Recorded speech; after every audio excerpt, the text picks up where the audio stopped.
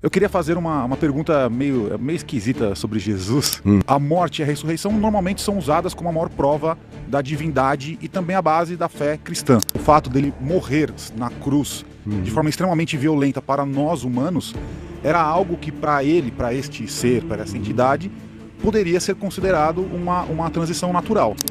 Mas tendo em vista a grandiosidade desta entidade... Jesus viveu e a gente tem a história linear, espaço-temporal, de 2000 anos a respeito dele, mas ele, o Cristo, assim chamado, não é? Jesus Cristo não é... Quando Abel, portanto, voltando para Caim e Abel, diferentemente de Caim, que resolveu oferecer a Deus uma sedução estética, se trouxe o que de mais bonito ele podia criar e fazer e dizer, olha, me acolhe porque eu sei fazer coisas bonitas, eu sei fazer o belo. Há um narcisismo inerente nessa ação de Caim. Aí vem Abel sem nada, vem com aquela coisa cruenta, feia, esquisita, mas era derrame de vida. E ele estava falando, era de vida. Eu não estou, eu sou filho da amartia, eu sou filho do desvio. Olha para mim com graça, que significa favor imerecido, e me acolhe. Porque não sou eu quem vou te seduzir. Eu estou seduzido pela certeza da tua bondade, da tua graça e do fato de que se tu me criaste é porque tu me queres. E tudo que tu fizeste é fruto do teu amor. Então, embora eu saiba que eu sou ambivalência, ambiguidade em todos os aspectos, meu coração, todavia, quer esse abraço eterno. É isso que eu quero. Agora, com a evolução dos significados, nós chegamos a Paulo dizendo que foi, tende em vós mesmos a mesma coisa. Sejam vocês cordeiros que sejam capazes de se esvaziar pela promoção da vida, para criarem vida, criarem novos mundos, criarem novas possibilidades, assim como o Cordeiro Eterno de Deus, que se imolou, era Deus deixando de ser Deus, Deus matando Deus. Essa coisa nietzschiana da morte de Deus era ainda muito rasa, porque ele estava só brigando com o cristianismo, Deus está morto, não sei o quê. Essas bobaginhas do espaço-tempo, da filosofia temporal, das arrogâncias, das nossas presunções. Mas quando ele falou da morte de Deus, embora ele tenha falado com uma conotação, ele estava falando de uma coisa sem a qual não existe criação. A criação decorre da morte de Deus. Do Deus que, sendo Deus, é o Deus que morre para que tudo ecloda dele. Assim como uma mãe que está disposta a dar a vida pela eclosão parturiente de todas as vidas. E como Deus não é alguém que possa, não é uma realidade que possa se auto-extinguir ou ser extinta, no entanto, ele se esvazia. A gente vive um universo onde a fenomenologia domina em praticamente tudo. Por que é a fenomenologia que domina? Porque Deus se esvaziou de Deus para dar lugar ao fenômeno, para dar lugar aos encontros, para que as tabelas periódicas não parem de crescer, para que novos elementos apareçam e com eles novas combinações e novas possibilidades e novos potenciais, de modo que para onde quer que você viaje, em qualquer que seja a dimensão científica, você vai encontrar com a cruz, com o esvaziamento de Deus, com o choque do absurdo. Porque a morte de Deus é o absurdo que criou todas as coisas. Assim como Deus é absurdo, um Deus que não seja absurdo não é Deus. É uma construção humana, filosófica, teológica, é uma imaginação, por mais elaborada que seja. Para ser Deus tem que ser ridícula e totalmente absurdo. Tá, bom, estou muito impactado com esta primeira exposição sua aqui. Eu queria fazer uma pergunta meio esquisita sobre Jesus. Eu vou precisar de um pouco de tempo, tá? Por favor, chat. tenham paciência, porque eu preciso formular minha pergunta aqui. Eu já refleti muito sobre essa questão da importância da ressurreição e da morte de Jesus, não é?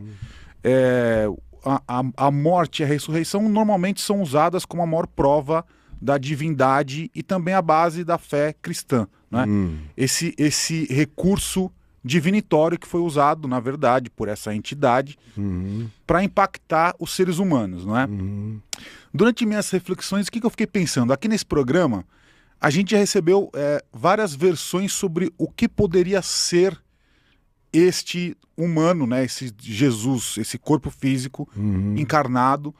Alguns falam que seria talvez uma entidade superior de uma outra dimensão, outros falam que era um ser, um mestre ascensionado de uma espiritualidade muito grande e que o espírito levou 1000 anos para se preparar para poder compartimentar e caber num corpo físico, não é? E entendo eu, pelo impacto que este ser teve na humanidade, que obviamente ele já tinha consciência de tudo, então ele estava, de certa forma, com a consciência atemporal, coexistindo no presente, também no futuro e no passado, não é? Ele, obviamente, já sabia de tudo que ele ia passar, e com certeza o fato dele morrer na cruz de forma extremamente violenta para nós humanos era algo que para ele, para este ser, para essa entidade, poderia ser considerado uma transição natural. Qual que é meu ponto nessa história? Né? Para nós, essa morte de Jesus ela é extremamente impactante. Extremamente impactante. E a ressurreição também. Mas tendo em vista a grandiosidade desta entidade, eu considero que talvez seja uma incapacidade nossa de entender que, apesar de ser muito chocante para humanos comuns como nós, para um ser como ele era algo extremamente simples e natural e previsível.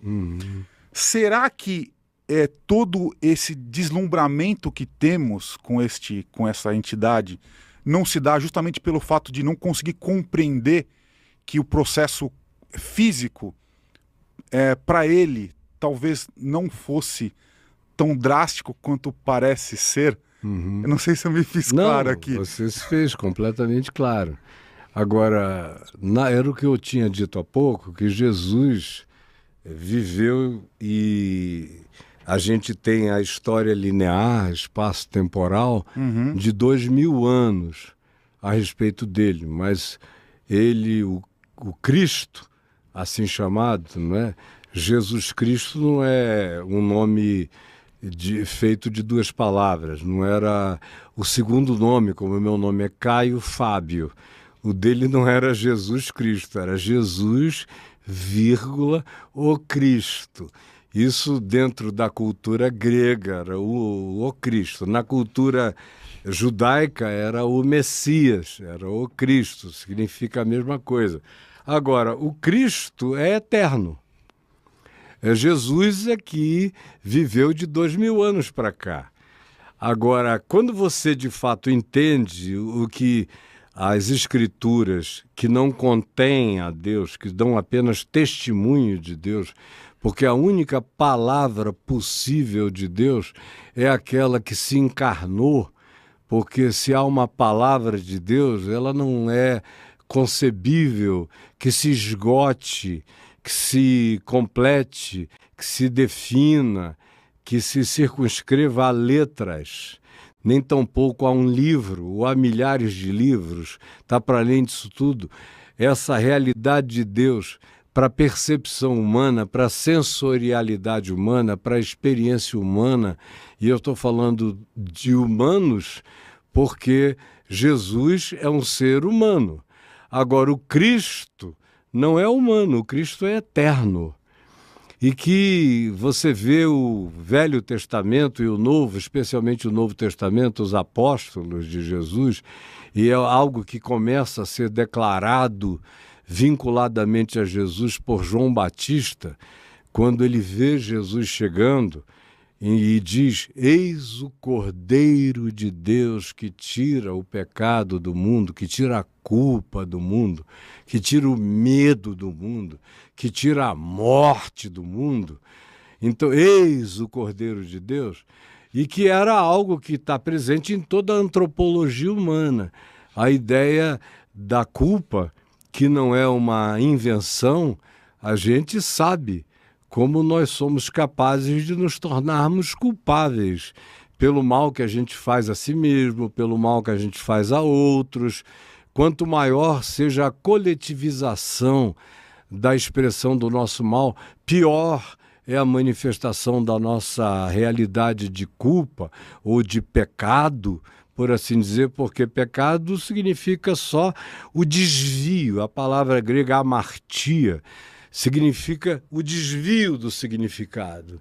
Isso é pecado, é você sair do significado do amor da vida e do chamado essencial para ser. Isso é pecado, e todos nós nos desviamos de um modo ou de outro, consciente ou inconscientemente. E o medo é uma realidade que está presente no mundo desde sempre, pela ignorância, por não entender os fenômenos, pelo sentimento de fraqueza, ou pela própria culpabilidade que fazia o indivíduo construir uma significação negativa de juízo contra ele. E aí não é algo que os judeus inventaram, nem é prerrogativa do cristianismo. Agora, quando João Batista olha para Jesus e diz, eis aí o Cordeiro de Deus que tira o pecado do mundo, é algo que, de modo imediato, responde à tua questão, que tem uma resposta antropológica longa, que tem a ver com a psicologia humana histórica universalizada. É só uma questão de diferenças culturais e semânticas, mas você praticamente não distingue nenhuma cultura humana de outra pela ausência da realidade de que as pessoas sempre tiveram consciência de que havia um vácuo, havia algo a ser preenchido, havia algo a ser coberto. Para os judeus, eles faziam isso com a oferenda de sacrifícios. Na Bíblia, desde o Gênesis, você tem lá a história de Caim e de Abel.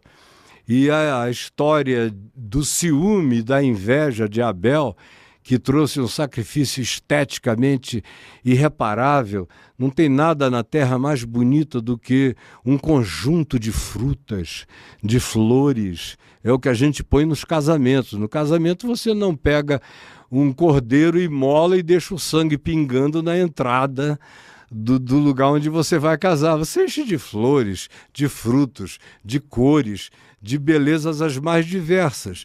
Porque existe algo na natureza humana que diz, eu sei que eu estou aquém do que eu deveria ser e encontrar em relação a ter uma comunhão pacificada com o que é bem maior do que eu. Então, quando você vê a história do Cordeiro e vê Jesus indo à cruz, você vê a manifestação histórico-linear desse Cordeiro, que é o arquétipo mais comum na cultura humana sobre propiciação de culpa e libertação dos medos decorrentes da culpa ou da dívida humana, e que também é uma constatação da psicologia, de qualquer psicologia. Não é à toa que as primeiras correntes de psicologia ocidentais nasceram do judaísmo e do cristianismo. Freud, como judeu, um grande especialista em culpa, e Jung, filho de pastor protestante, que foi um outro cara que transcendeu Freud, achando que, para além da culpa imediata e da análise imediata, o ser humano tinha a possibilidade de uma transcendência maior. Mas você encontra as mesmas perspectivas psicológicas no primitivismo de todas as buscas de divindade, em qualquer que seja o ambiente cultural e antropológico de qualquer fase, era ou aeon da história humana. Mas isso tem a ver com a linearidade do espaço-tempo. Há outras expressões que os apóstolos de Jesus usam no Novo Testamento que dizem que Jesus é o Cordeiro imolado antes da criação do cosmos. antes da criação do universo. Isso é forte. É forte. Aí a gente não está falando só de antropologia humana, psicologia humana, culpa humana. Não havia nada. Não havia ente nenhum, alienígena nenhum, ser nenhum. Não havia Big Bang nenhum, e isso a gente fala de Big Bang só porque é uma referência científico-arquetípica contemporânea que talvez daqui a um tempo seja deixada de lado pelo atraso da concepção. Todavia, antes que houvesse mundo, o que se diz, Pedro diz, Paulo diz, João diz que o Cordeiro de Deus foi imolado antes da criação da primeira partícula subatômica, de qualquer que seja a existência. E aí Paulo diz algo muito bonito numa carta que ele escreveu aos filipenses, ao pessoal de Filipos, lá na Turquia, na Grécia de hoje, que Jesus, ele diz, tende em vós o mesmo sentimento que houve também em Cristo Jesus, o qual, subsistindo como Deus, não julgou como usurpação ser igual a Deus.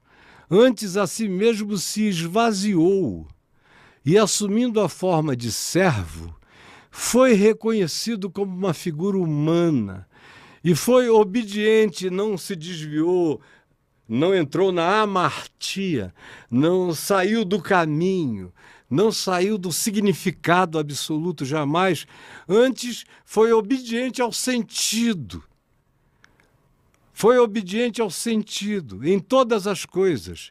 E foi obediente ao ponto de aceitar a própria morte. E a morte ignominiosa, que era a morte dos perversos, a morte de cruz. Pelo que Deus o exaltou e lhe deu o nome que está acima de todo nome. Mas eu estou querendo ficar no Cordeiro imolado antes de qualquer que seja o elemento primal existente, antes do elemento mais indiscernivelmente antes do bóson de Higgs, antes de qualquer coisa invisivelmente real e agora já pela nossa tecnologia detectável. Ou algumas delas já a gente sabe que são reais pelos cálculos matemáticos e de física, mas que os próprios aceleradores de partícula e as nossas tecnologias mais modernas ainda não chegaram nesse ponto de evolução para detecção. Então, antes de qualquer coisa, antes de existir algo que a gente pudesse chamar de existente, a existência aconteceu pela entrega. O que eu digo é o seguinte, é que todas as coisas foram criadas pelo esvaziamento do Cristo eterno.